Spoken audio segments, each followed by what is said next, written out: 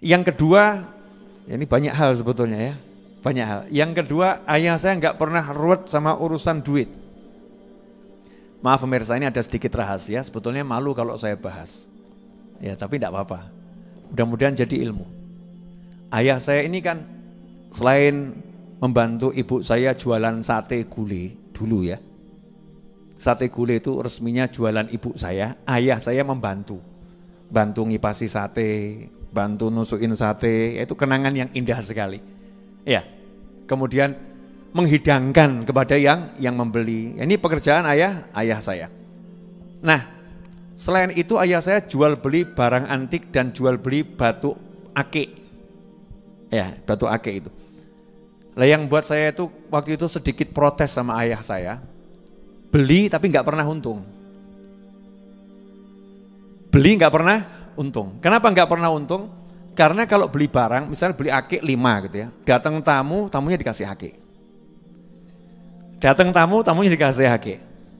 Nanti pergi ke alun-alun utara, itu ada pedagang-pedagang akik.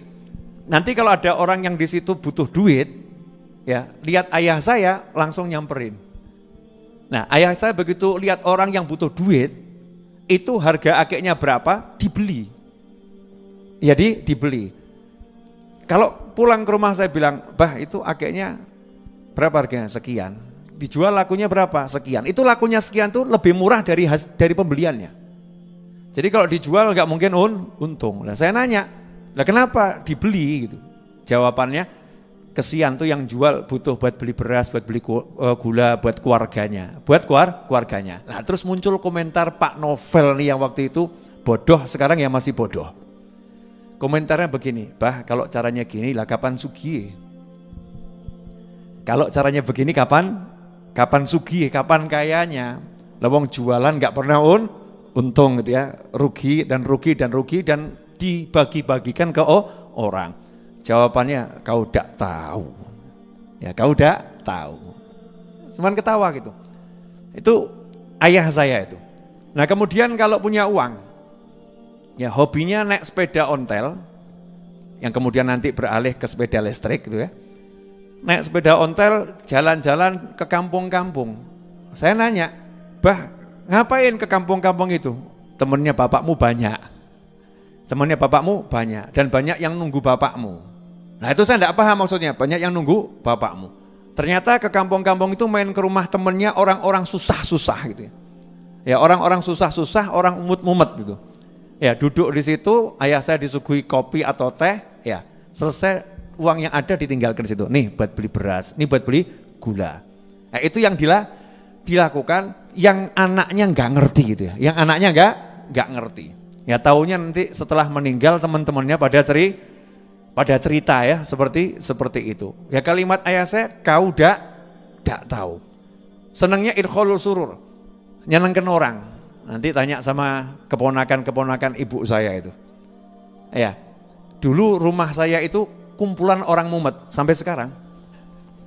Rumah saya itu ya, kumpulan orang mumet. Jadi di Majelis Ar-Raudhah itu, ini relawan-relawan itu rata-rata mumet semua itu. Kalau udah masuk Raudhah mumetnya hilang.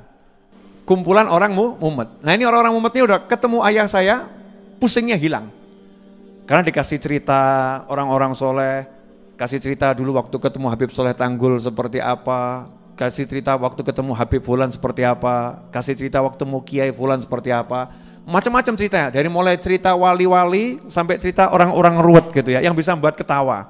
Sehingga setiap yang ketemu itu kesannya apa? Kalau ketemu Habib Muhammad ini pusing hilang. Kalau ketemu ya, nah pulang wallahu a'lam.